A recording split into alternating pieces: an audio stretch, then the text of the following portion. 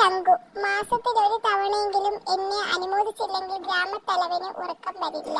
ധീര വീര ശിക്കാരിക്ക് ഒരു സമ്മാനം, മൊബൈൽ ഫോൺ.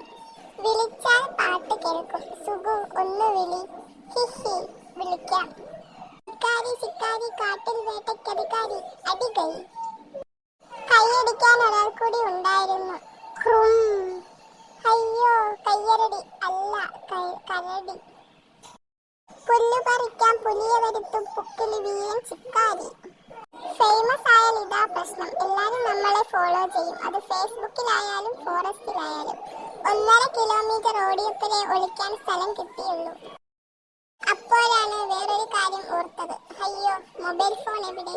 മണ്ടന്മാരും അതുവഴി വന്നു. ശിക്കാരിയെ കാണാനില്ലല്ലോ, മൊബൈലിൽ വിളിച്ചു നോക്കാം. കരടിയുമായി യുദ്ധത്തിലാണെങ്കിൽ ശിക്കാരി ഫോൺ എടുക്കില്ല. അടിക്കുന്നുണ്ട്. ഫോൺ അടിച്ചത് തൊട്ടടുത്ത് നിന്ന്.